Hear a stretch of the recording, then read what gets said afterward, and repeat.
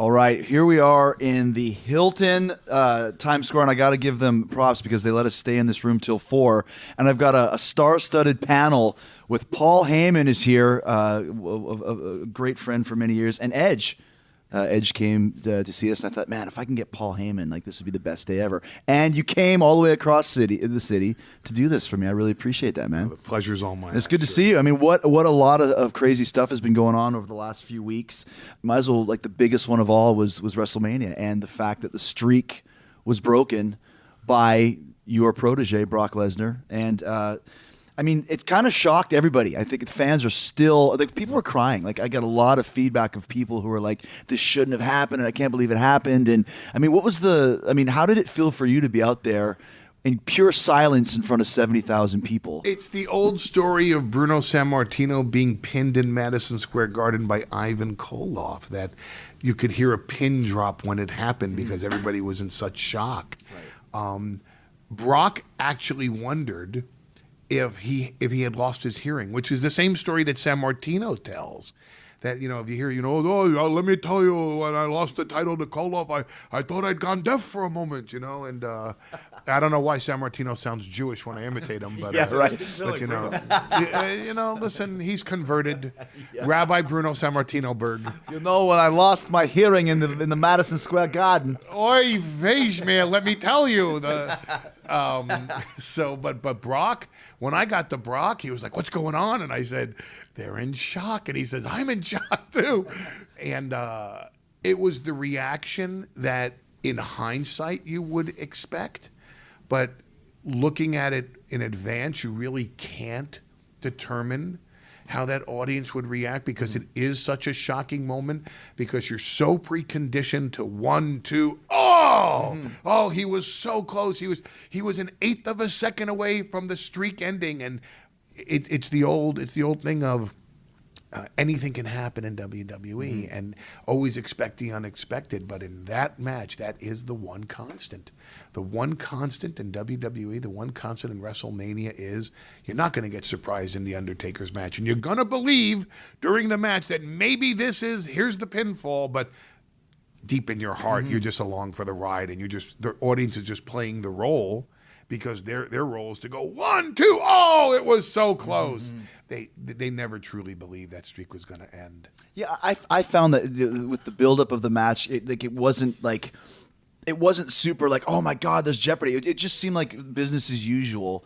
And like you said, it was going to be number 22 and the streak would end. And the streak would continue. I don't think anybody expected that. And I remember in '88 when Hogan lost the title to Andre the Giant with the famous double referees.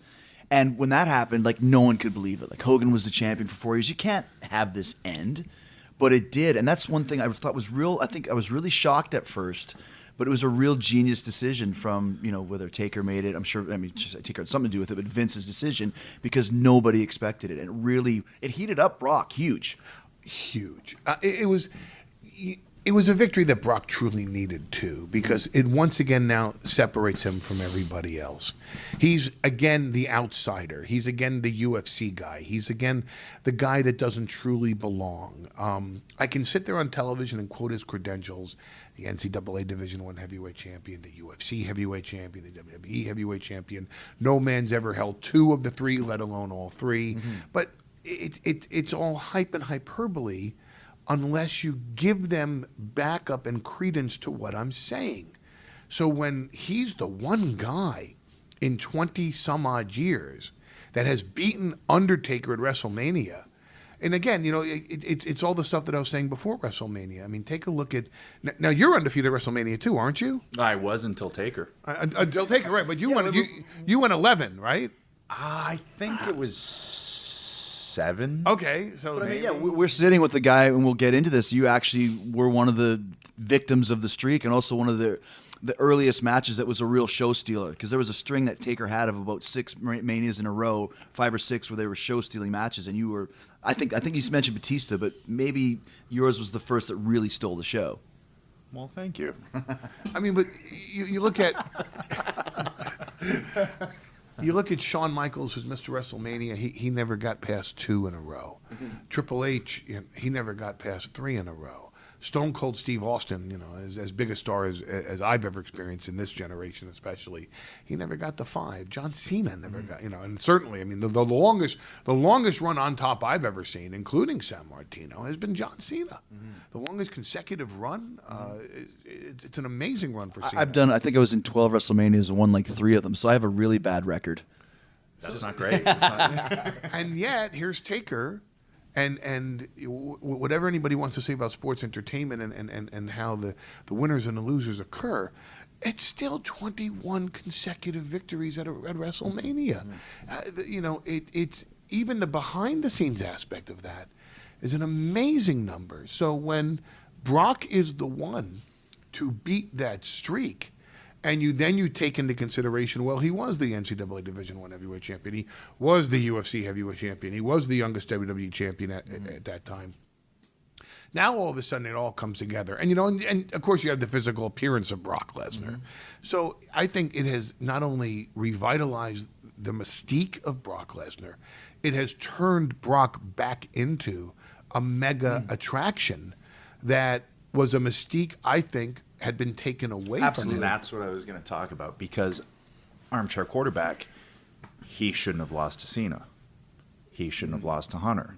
He should have destroyed everyone.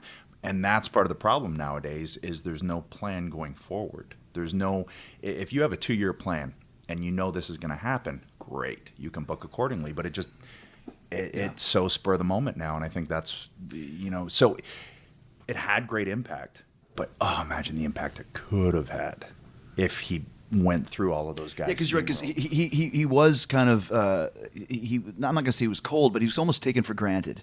The mystique of Brock Lesnar, like you said, had almost been taken for granted, and that's why I think most people just expected that Taker was going to win, and that was the end of it. And we move on to next year, and Roman Reigns will get his shot, or Bray Wyatt, or some new guy. To me, when you really think about it, Brock is the only guy that should have beaten that streak. Well, he's a part-time guy. He doesn't love wrestling. That's what fans are saying. But if you're looking from a guy with the street cred, the size, everything. The mouthpiece. No, seriously. I mean, obviously. Well, thank you. A guy, and let's say Roman Reigns would have won, for example. That's a wrestling win. People know it's not real. Brock is a guy that legitimately could beat Undertaker in a street fight, and has the right guy to emphasize that. So I think that when you look at it, Brock was the only guy that was believable in ending the streak, and the best guy that you can use. And like you said, is shot up to being the top heel in the company now. Yes. I concur. And the mainstream press that you can get from that. Yeah, and we got a bunch of it. I mean, it was a significant headline, and not only here in the United States, it was a significant headline on a global basis. And again, not just in people that were covering WrestleMania, but then the MMA boards got a hold of it, and the MMA websites and the sports media got a hold of it. It became a legitimate mainstream news story.